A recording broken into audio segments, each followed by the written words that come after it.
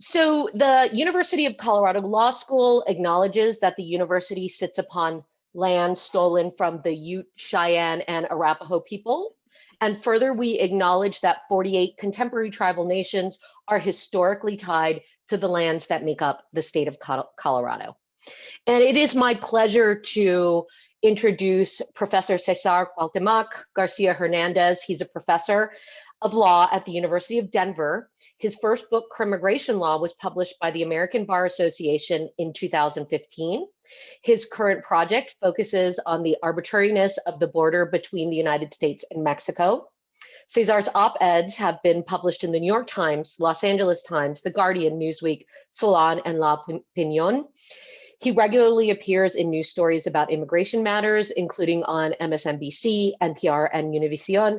In 2019, he delivered a TEDx talk, Immigration Prison Isn't the Answer. Today, he's going to present his second book, which is fantastic, Migrating to Prisons, America's Obsession with Locking Up Immigrants, which was released in December 2019. Kirkus Review said of the book, quote, a chilling, timely overview of the American tendency to first exploit and then criminalize migrants. Garcia Hernandez counters pessimism with in-depth research and measured, passionate argument, an effective Jeremiad on a key moral controversy of the Trump era. And with that, I give you Professor Garcia Hernandez. Thank you so much for that introduction. It's really a pleasure to get to be with you all from so far away yet so close, and of course I'm saddened like everyone else is that we have to do things this way. But I'm so much more appreciative of the fact that all of you have decided to join me. I'm certainly aware of the fact that there is a lot competing for your attention right now, and maybe actually this is a good thing for me, for attendance. Maybe this is a nice distraction from wondering why it is Nevada it only reports votes once a day. But with everything that's going on, I wanna focus our attention on the work that has been driving my my research for many years, and that's about the intersection between criminal law and immigration law. This intersection that lots of folks describe as crimmigration law, the title of my first book. So this is an evolving area of law that appears in immigration courtrooms, as many of your students know, because of the work that they do with Violeta Chapin's clinic, who are facing the possibility of removal from the United States because of some criminal history.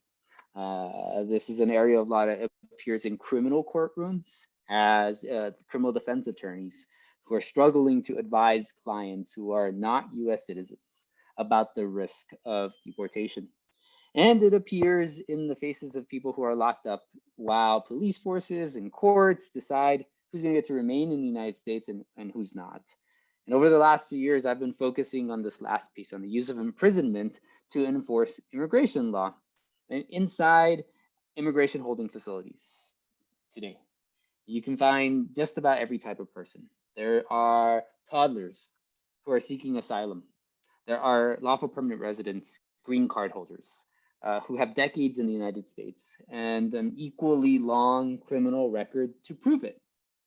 There, in immigration prisons, we find all of the complexity and all of the contradictions of migration. You look hard enough, you'll find models of innocence, those kids who are too young to be asked for their opinions. And you look hard enough and you're going to find models of repulsion, adults who have committed the most heinous of acts. In multiple chapters in my first book, in Crimmigration Law, I mapped the doctrine of immigration imprisonment. I explored there the details of the legal mechanisms and the procedures that lead to immigration imprisonment.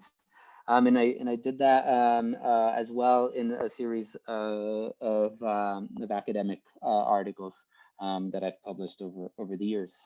More recently, I mobilized this background in Migrating to Prison, America's Obsession with Locking Up Immigrants, a book that came out in December.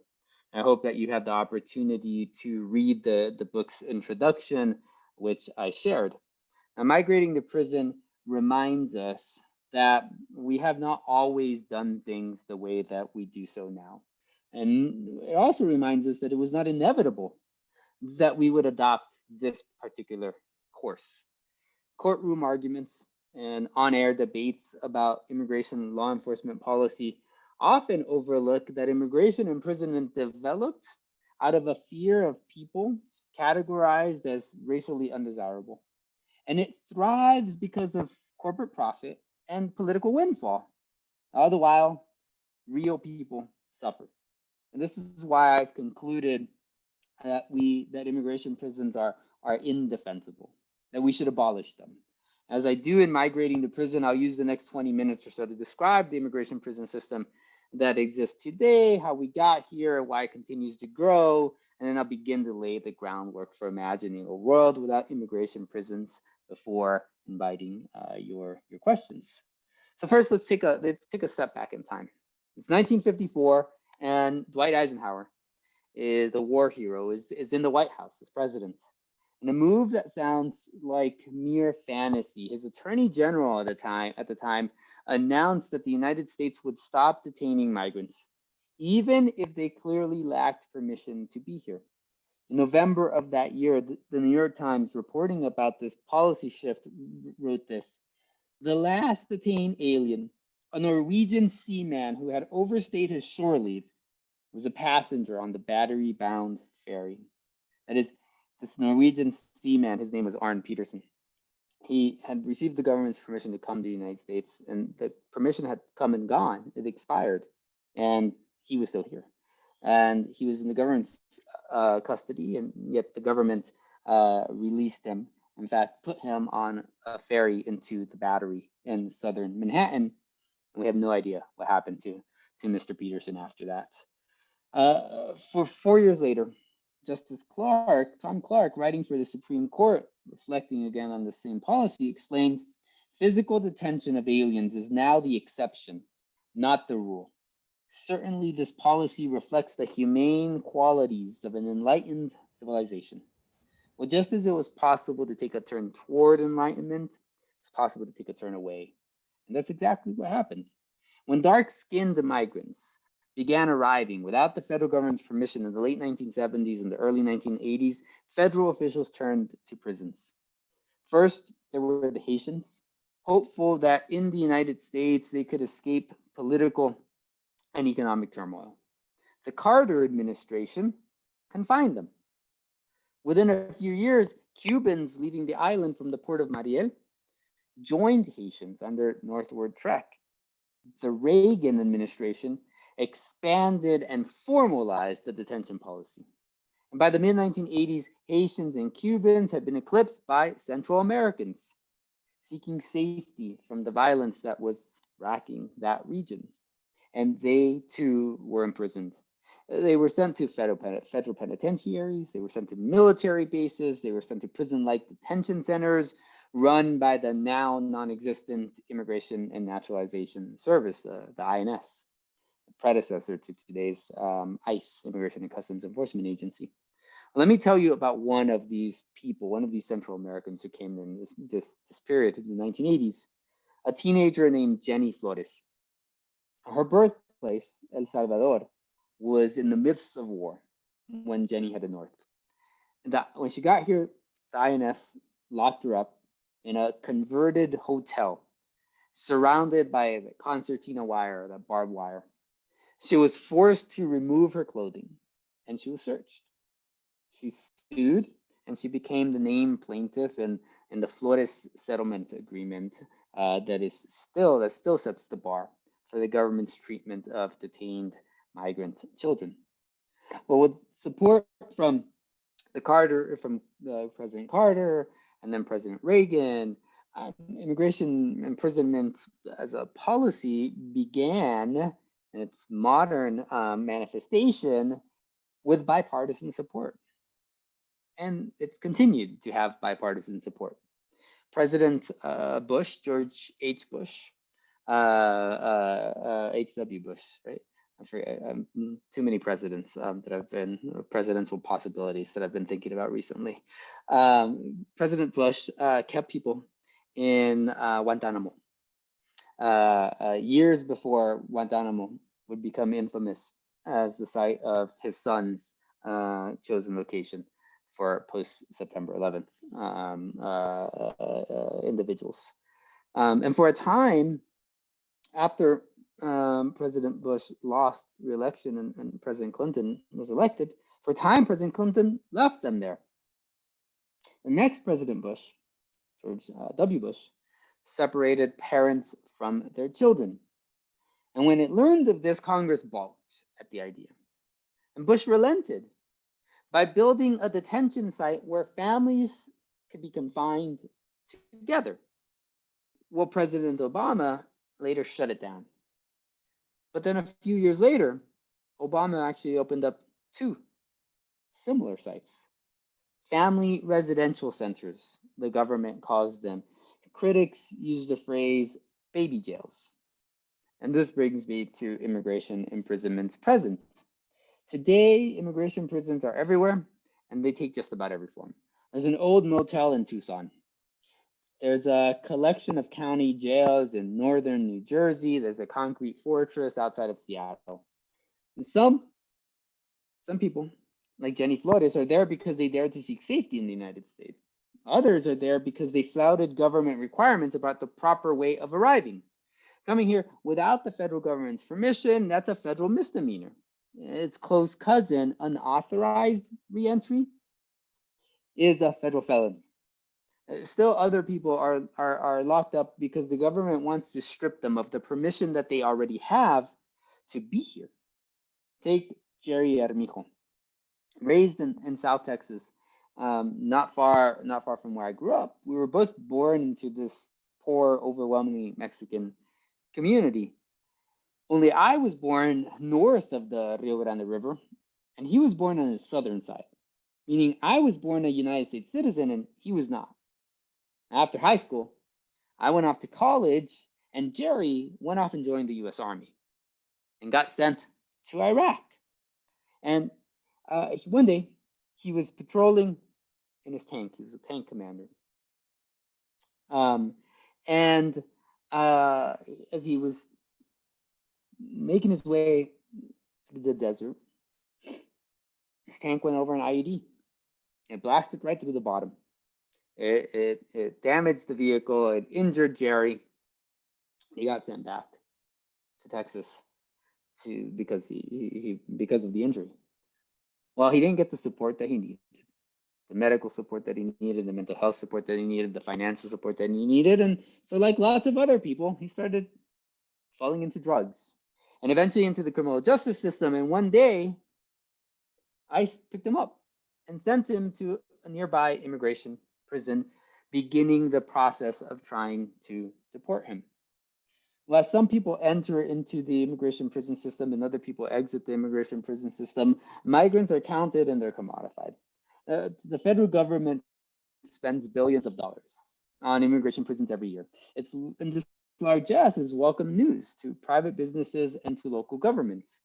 In 3,000 person Milan, New Mexico, about an hour and a half west of Albuquerque, 300 people work for CoreCivic, one of the 2 largest private prison operators in the United States. To elected officials, a threat to their high employment private prison is a threat to their reelection bids. When the Bureau of Prisons, the Federal Bureau of Prisons, announced that it was cutting off that Milan, New Mexico prison, a local state representative said this: "My first option is for it to stay private because of the revenue the prison produces for the city of Milan." Soon the prison had another customer, ICE, the Immigration and Customs Enforcement Agency. So with support from Washington down to New Mexico, it seems that the future is bright for immigration prisons.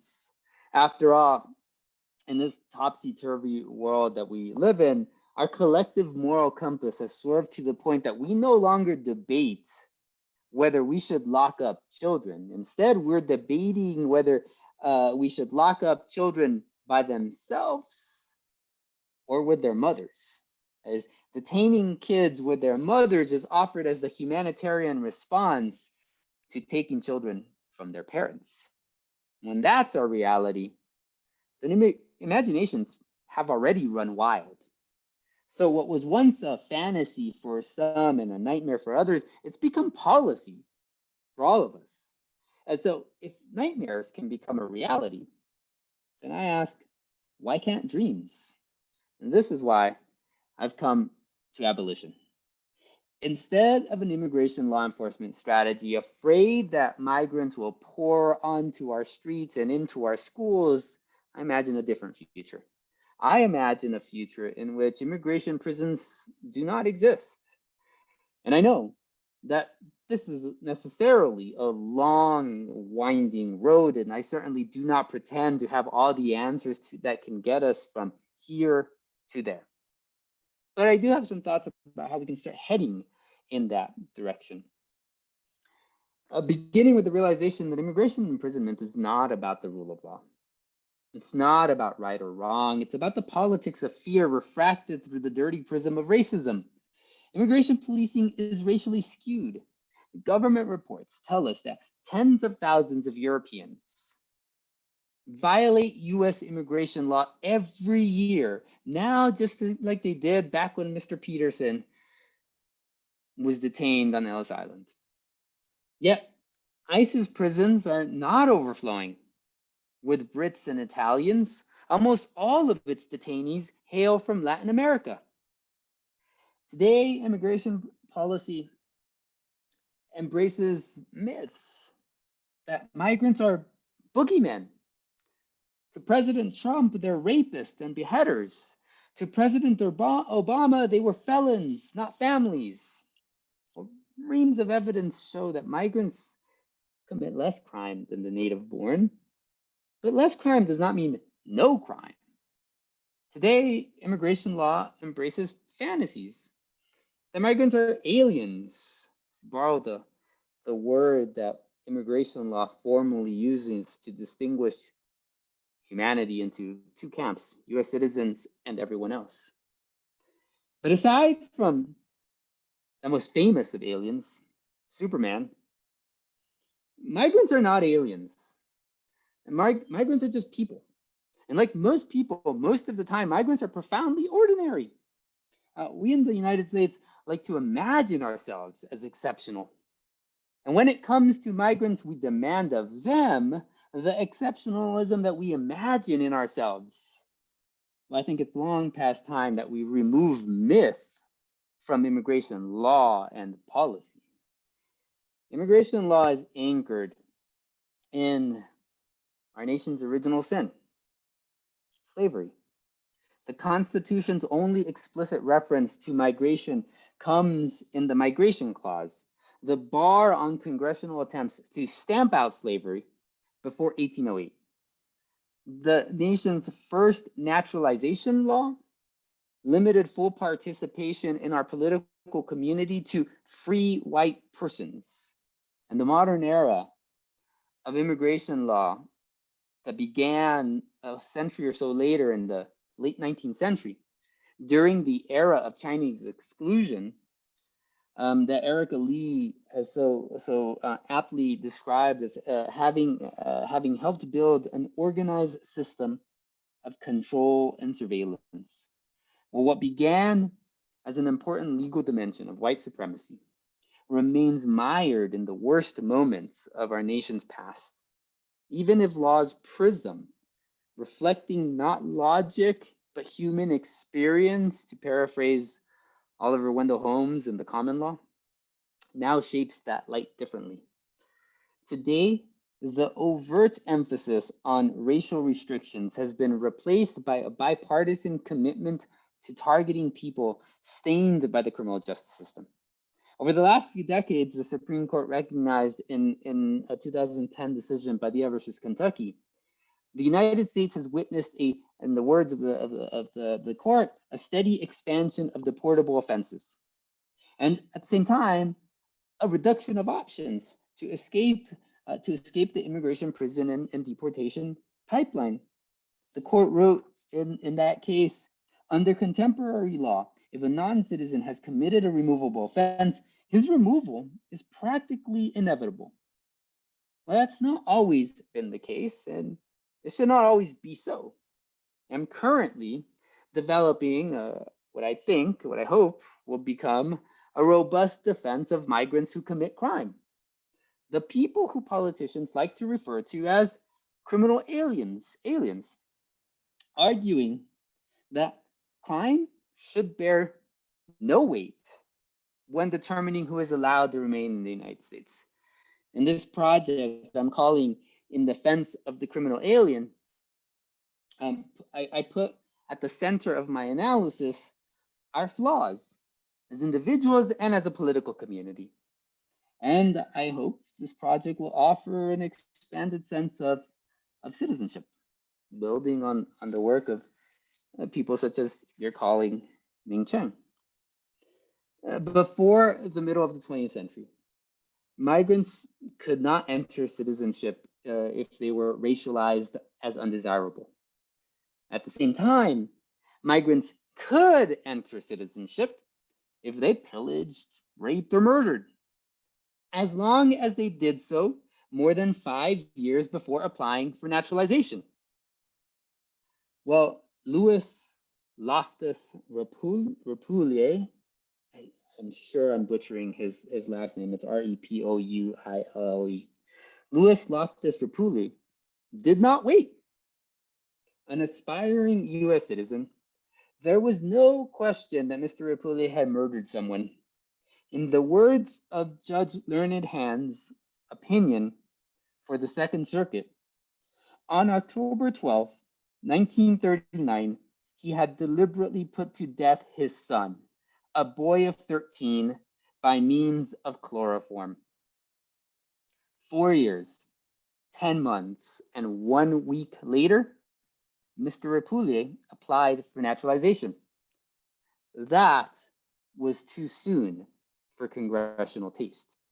Had he just waited a few more weeks, less than a month, Judge Learned Hand wrote, let me just quote from Judge Hand's opinion, he would have been admitted without question.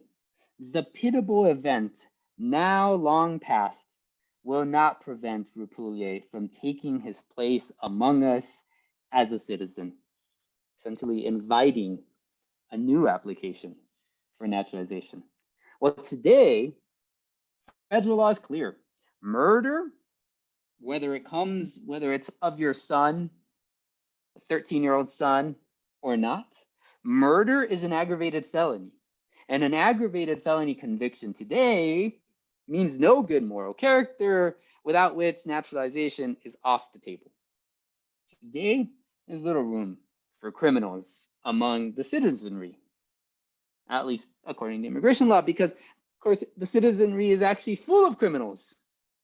Arizona's Joe Arpaio was convicted of contempt of court while serving as a law enforcement officer. Trump's campaign manager, Paul Manafort, was convicted of tax fraud and more.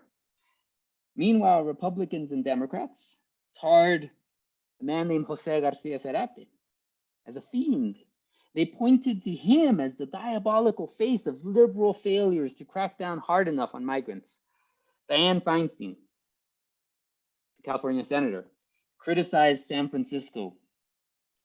President Trump lamented, in his words, beautiful Kate Steinle, the young white woman who died when a bullet dislodged from a gun that Mr. Garcia Cerate was holding hit her in San Francisco.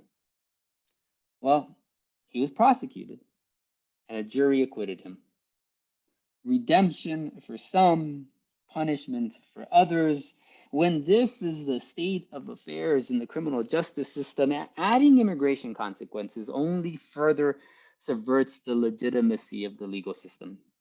Instead of repeating the pattern, I suggest a reimagined sense of citizenry, embracing the US legal tradition's historical aspiration of redemption.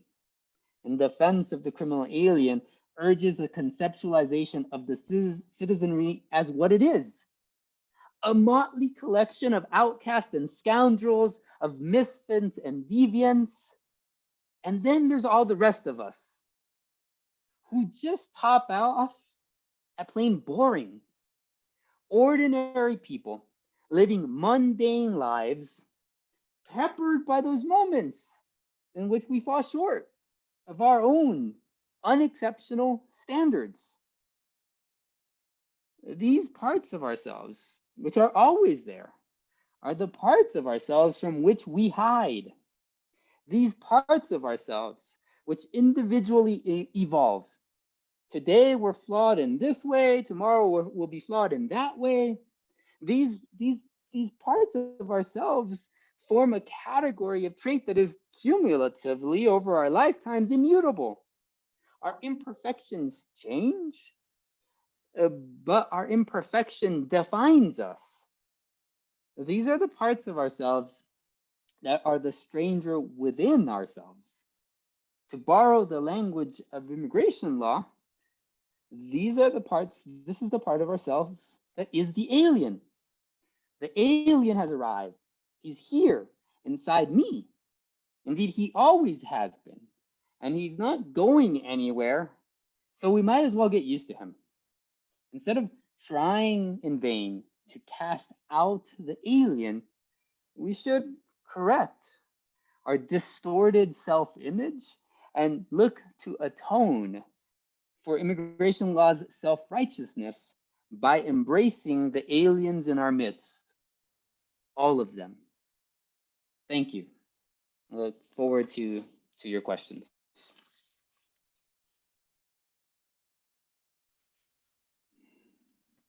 Thank you so much, Cesar. I'm going to be keeping the queue, and so if anyone would like to ask a question, please raise your digital hand. I'm going to do my best to be able to see everyone here. Sorry, I'm making my screen a little bit bigger. And because I'm the moderating, I'll take the opportunity to stick myself in the queue first.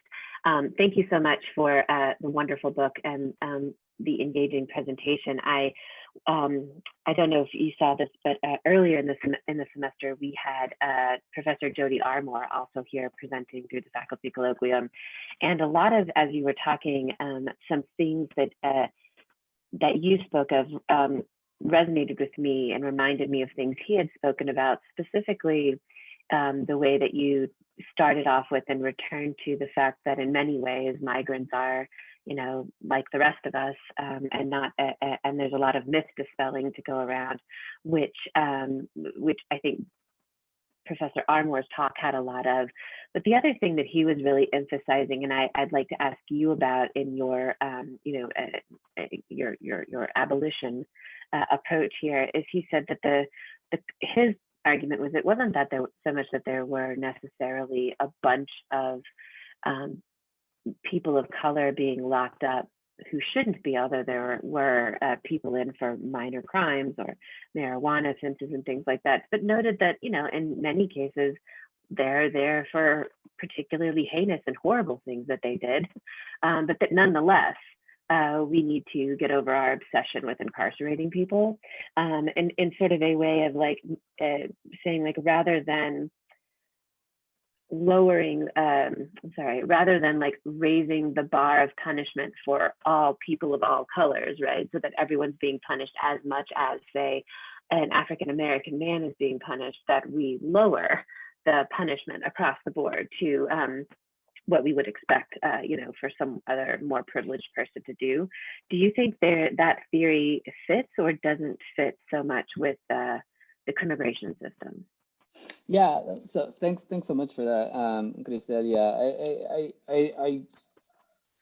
I certainly view the U.S.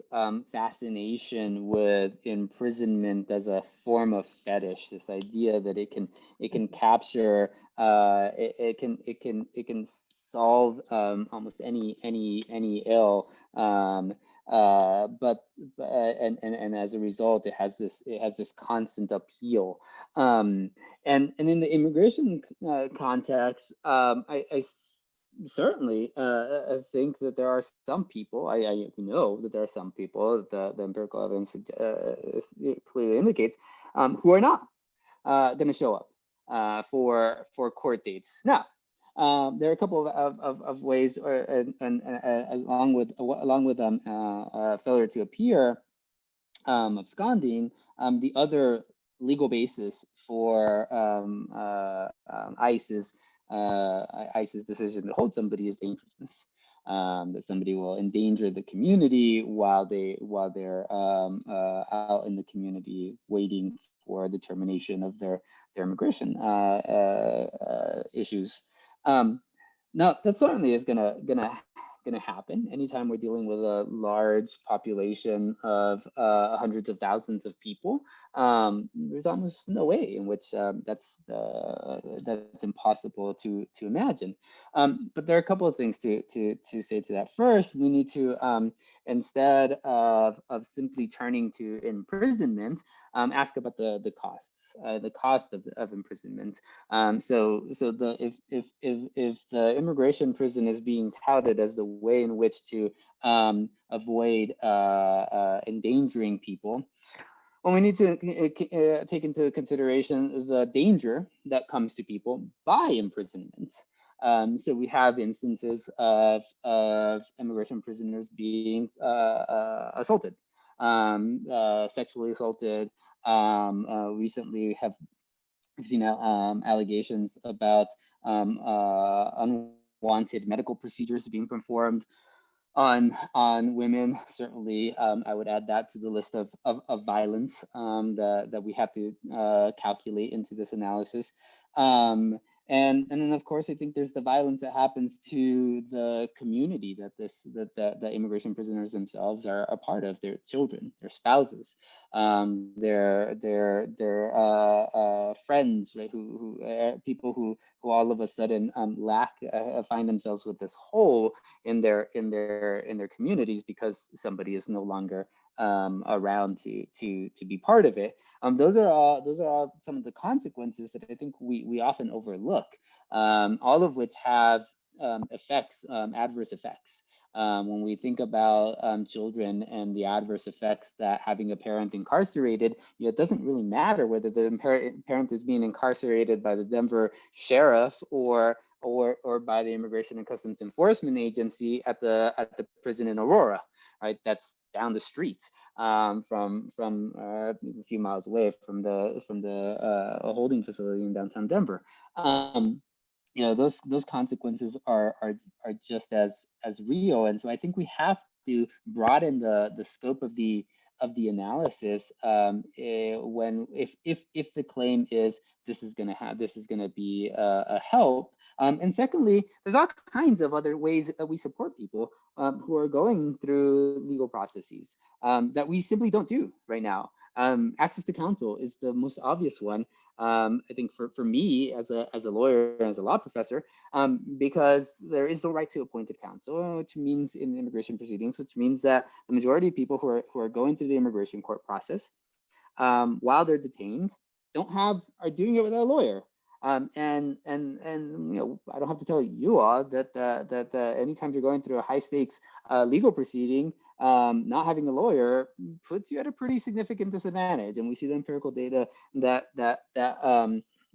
supports what is that intuitive position, I would imagine for most of us, if not for all of us. But lawyers are important, but lawyers are not the end game. We should not be the end game. Pairing people who are going through the process with social workers is also critically important because this is a high stress, high stakes process, and having somebody who can help people manage that stress is just as important as having somebody who can help advocate for a legal strategy.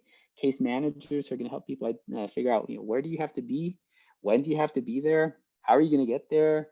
Do you have some place to leave your kids with? These are mundane aspects of ordinary life that are easy to take for granted if you have them, but that pose enormous obstacles to just sticking to the process, and which frankly are cheap, certainly in comparison to incarcerating large numbers of people.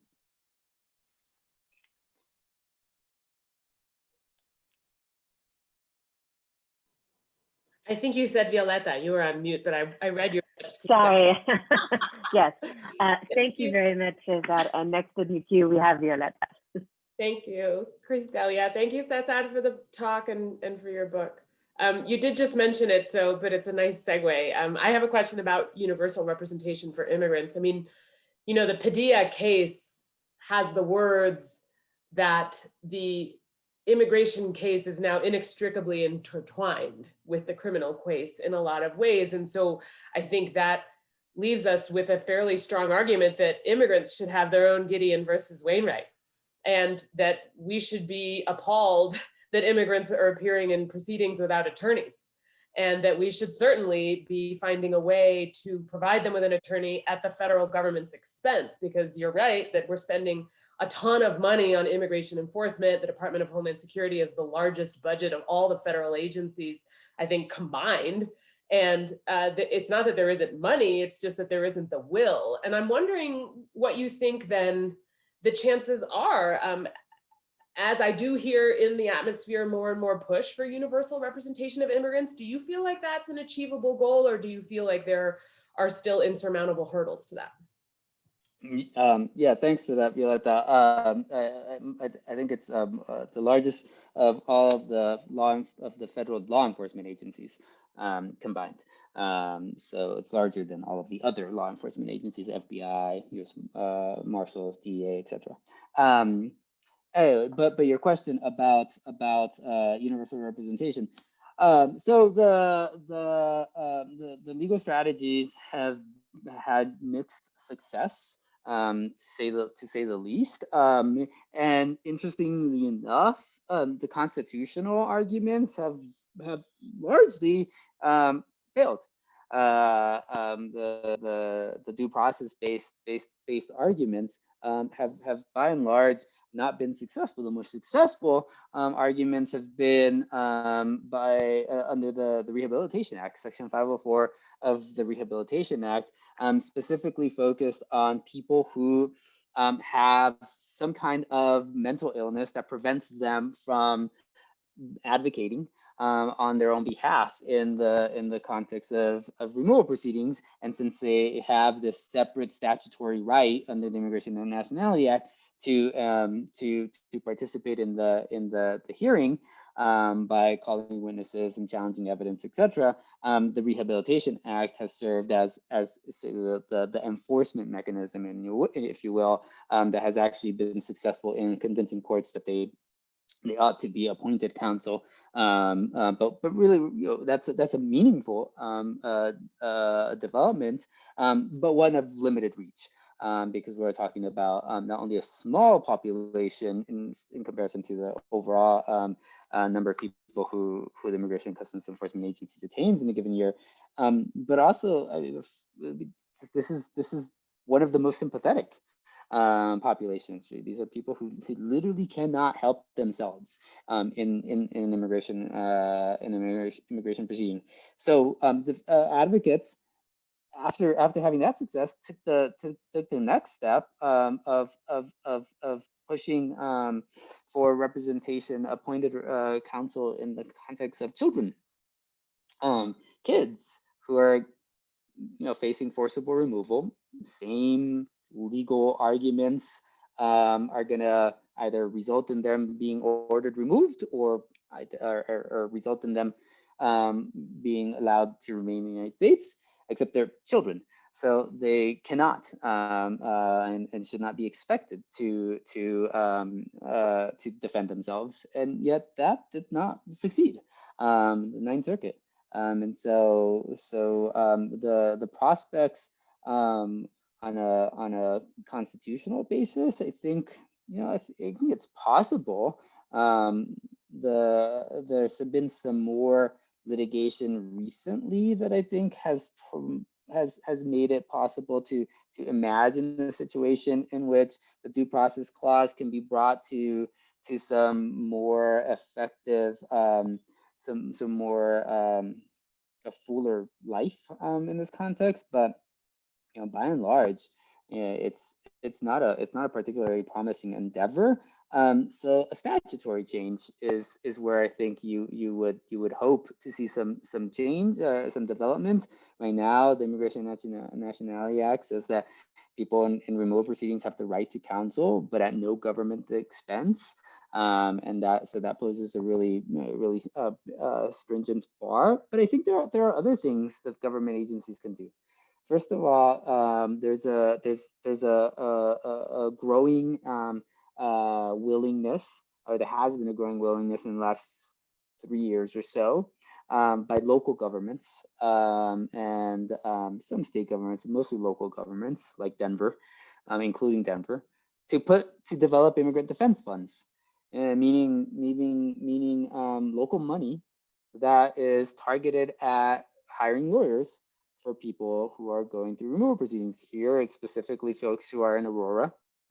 And part of the money is put up by the city. Part of it is put up by local philanthropies, and part of it by local individual donors. Now, it's limited. The most municipalities don't have a ton of money to pour into defense funds for any of the pressing civil legal needs that exist, from homelessness to housing issues to immigration, right? The other thing about it is it's totally politically driven, and this has been my concern for years about these funds. That this gained popularity in urban centers like Denver during the most xenophobic administration in recent memory, and yet it was a fight here, specifically enormous fight, to get the city, the mayor in particular, to embrace this initiative, and then to keep it funded, keep the city funding part of it, not all of it, but part of it, and that's important because in the event that the political dynamics change, my concern is that the city's going to pull out. That they, when this current funding stream ends, that it will be a lot harder to convince the city to contribute a similarly large amount of money. And without that, not only do you lose the money, but you lose the symbolic importance of having the city, the community as a whole invest into this initiative. And I think that is a meaningful selling point right now. I mean, I talking to the local philanthropies, I know that this is what they say. We want to see the city investing, because that's how we know this is important. And if the city invests, then we will think hard about investing. But without the city investing, this obviously isn't that important. And so why should we also write big checks? And so I'm wary of that, even if there has been some positive development in recent years on the representation funds. Thank you. Next in the queue, we have Ming. Hi, Ming. Hi, Cesar. Thank you so. Sorry, that was some weird feedback. Thank you so much for presenting your work. And thanks also for letting us know a little bit of where you're going in the future with this work. I think that your solution of abolition has always been so radical in a way that I really appreciate. And I wondered if you could say even a touch more about what I understood toward the end to be kind of a new turn maybe in your thinking about how you might be able to pave the ground for reframing immigrants who have criminal convictions in their past as essentially putting the emphasis away from the crim and back on the im, right? And thinking about them as individuals who can naturalize and who can integrate and get put on that citizenship spectrum. And I'm wondering, what the possibilities are for reframing them in that way. And also if you've given thought to, in a very concrete way, what would you replace detention with? Because what I hear you saying is not that you want to have detention conditions be improved, or even that you want to stop with having a civil Gideon, right? It's not about making detention more fair. It's about getting rid of detention. And so, I don't know if everybody knows this, but, you teach torts, right? You think about injury in the civil sphere all the time. So I'm curious to know if maybe that's the direction that you're moving in. Yeah, thanks so much. And on the torch front, on November 17th, I'm actually hosting an event about tort litigation in the immigration policy arena. You're all invited to it. It's by Zoom, so easy enough to participate, and we'll feature a couple of outstanding lawyers who are at the forefront of this thinking about old common law doctrine, new political or new policy environments. But yeah, so in terms of you're exactly right. I'm not proposing a nicer version of the ICE immigration prison system. I certainly wholeheartedly embrace no longer raping people, no longer having forced hysterectomies, no longer letting people die in their cells in Aurora. Wholeheartedly embrace that, but I'd rather see all of those people simply not incarcerated and not being controlled. So what do I see in as the alternative to that? Well, I see a very I don't think you can be, you can't propose an abolitionist restructuring of an existing policy by looking at things piecemeal. You have to be willing to embrace a larger vision of the way in which the state interacts with the members of our political community. And so I imagine a situation in which, and I think if we're ever going to get to that I imagine a world without immigration prisons, there's going to be such a radical restructuring of all of our society that I think what I'm suggesting sees us to be as radical as I think it is now. It's just you have to start off. You can start off. You don't have to start off in this way, but you can start off by dramatically expanding the access that people currently have to permanent residence, to green cards. So you can do that in a multitude of ways, all of which are statutory, but not all of which are complete restructurings of the INA. So, for example, there's this little known provision, little known outside of the immigration law world.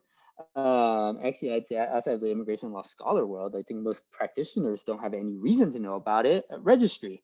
So it's a provision that exists in the INA that says if you were here before 1972, maybe it's 1971, I forgot, a long time ago, you can become a permanent resident. Well, obviously there aren't that many people who qualify for it. No, you could just update that date and dramatically expand the number of people who could access permanent residency. There's a separate provision in the INA that says you can adjust your status to that of a permanent resident, even if you enter the United States without the federal government's permission, so long as you were here in December 2000. Well, that still applies to some people, but an increasingly small number of people. You update that date. So these are already options that exist. My point is these are options that exist in immigration law. So it's not a radical transformation in immigration law. It's just changing a date.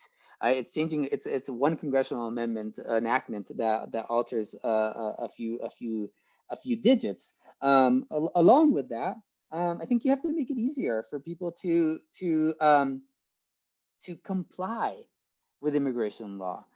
If the whole purpose of a policing apparatus, as we're constantly told, is to ensure compliance with a legal regime, right? We hear, if we don't have prisons, then the rule of law means nothing. If we don't have ICE, the rule of law means nothing. If we don't have an armed agent who is going to come and make sure that we have a place to send you if you failed to comply, then no one will comply. Well, if we care that much about complying, why don't we just think about whether we can do something to help people comply, or whether what we're doing now actually doesn't help people comply. So when you stick people inside prisons, it makes it really hard to comply, because you can't get money to hire a lawyer. You're in the middle of nowhere oftentimes. Aurora is unusual in that it's in the middle of an urban area. Right? The biggest facilities are like in Adelanto, California, an hour and a half from LA, and Eloy, Arizona, and Florence, Arizona, which are in the middle of the Sonoran Desert. There's just, they're not close to Phoenix or Tucson. They're not easy to get to. Pearsall, Texas, Oakdale, Louisiana. These places are not the kind of places that roll off of most people's tongues because they're small towns. Milan, New Mexico, right? And so even if you have the money to hire a lawyer, you often can't hire a lawyer because there's no one willing to be hired, right? That's not promoting compliance with immigration law. Charging people, hundreds of dollars to apply for work authorization. How does that promote compliance? How does charging people hundreds of dollars to apply for naturalization, how does that promote compliance? Right? So I think the end result, yes, is radically different from what I'm imagining now, but I don't think that every step along the way requires a radical departure from the existing legal structure that we have now. And I think in the way that Stephen Miller has taught all of us who follow immigration law, that careful tweaking can have an enormously significant impact. You can carefully tweak things in different directions. Great, thank you. Next in the queue, we have Aya, and then if we have time, Sam has a great question in the chat that I'll let him present. So thanks so much. I have a lot of background noise going on. So if it gets distracting, Cristelia, just let me know and you can go to Sam. But I think my question is similar to Sam, and you set it up really well with tweaking. I think that, these institutions, immigration detention, immigration policing, criminal policing, right, the carceral state, are so related and they're so entrenched. I mean, when you look at policing, what did it do, right? Like the only acceptable form of migration being the original sin of slavery, it really organized to enforce the Black codes in the South and de facto enslavement after Reconstruction era. What did it do in the North?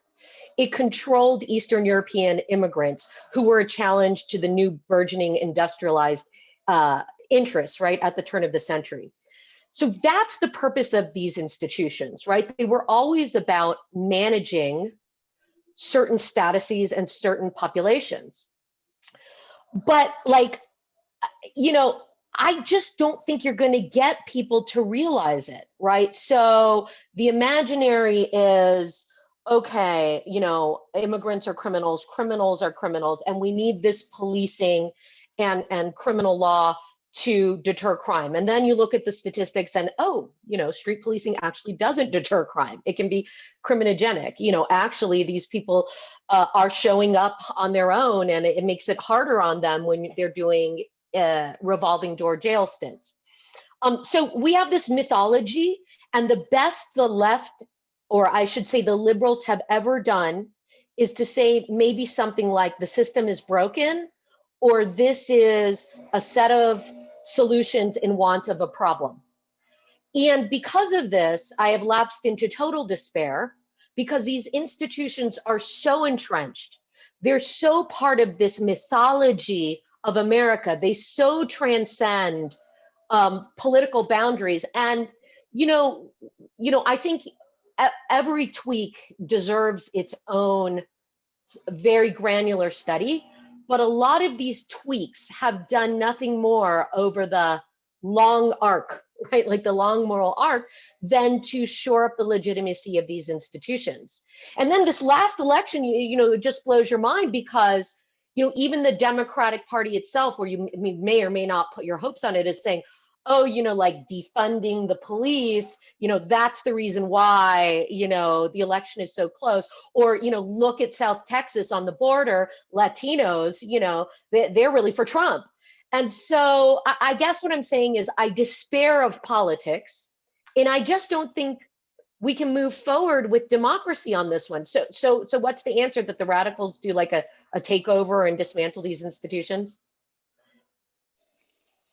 I mean, that wouldn't be without some support, historical support. Makes me think of the Italian experience with mental health institutions in the 1960s and early 1970s in places like Gorizia, Italy, in the northeast of Italy, where yes, in fact, a political movement developed in which medical professionals, doctors, psychiatrists, psychologists, nurses were working in tandem with artists and with elected officials, in large part from the Italian Communist Party, to actually take this institution that had been described as the only option available for people who were too dangerous to be allowed to live freely among the rest of us, right? Among other Italians. I'm not Italian, but among other Italians.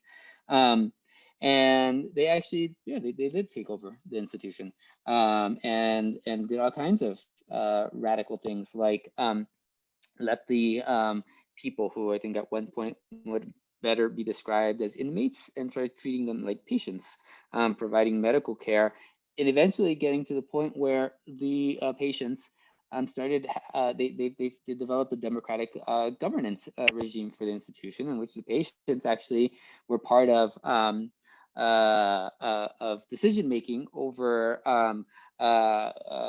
what conditions needed to be met in order to leave the institution, and then who met those. And eventually actually ended, and then the closed down the entire inpatient part of the facility itself. And this actually, it started in Gorizia, Italy, and then moved from there. In the immigration prison context, I think, yeah, I share your concern about the politics of this. I was talking to a reporter last week about Biden's promise to on his website to close to end the use of private companies, private prison companies in the immigration context, and this reporter says to me, well, I've been talking to people in the campaign, and they don't really think of this as I'm paraphrasing that, but her position was, they don't really think of this as a serious part of their campaign.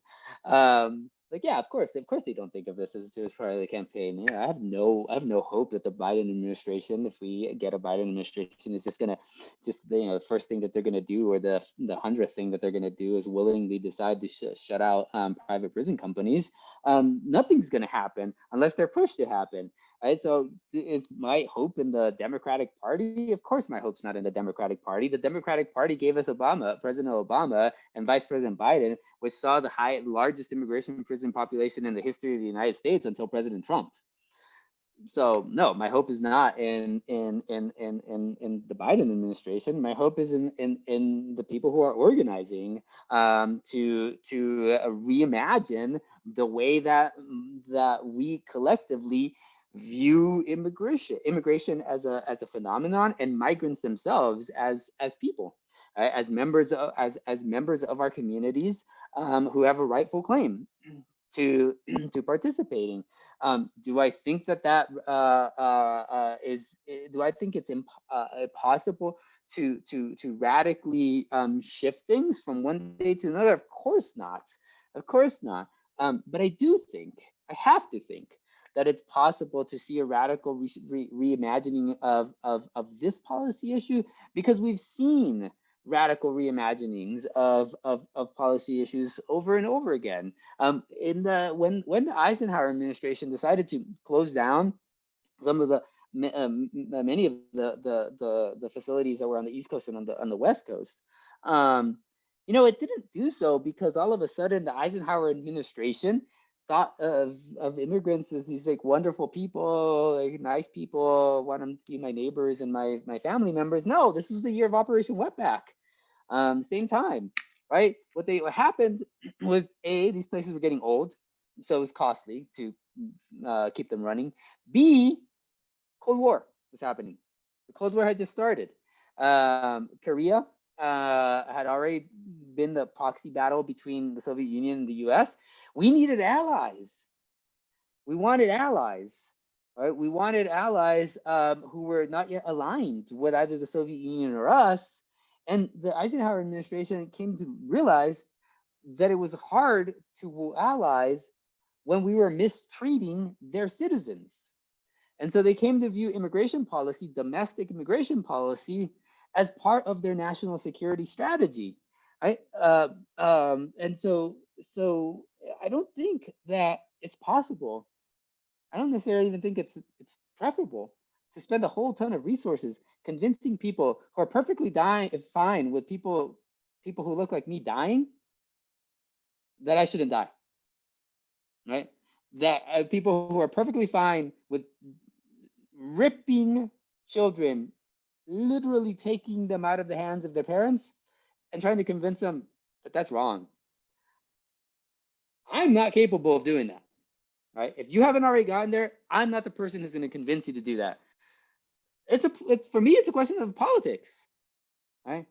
The politics can evolve. I have to think that organizing and art can push law to embrace a different vision of justice than the one that is currently codified in the Immigration and Nationality Act and in policies that breathe life into those statutory provisions. So, you know, what's the hope? I mean, it's the reason why I begin the book with James Baldwin.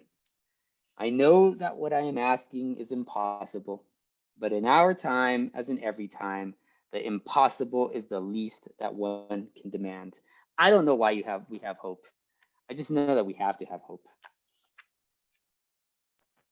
Thank you so much, Cesar. And I think that Sam got a bit of an answer to his question in any event. So we are now out of time.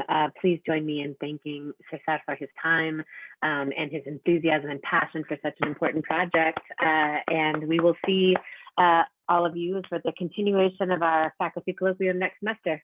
Bye. Thank you. Take care. Thanks.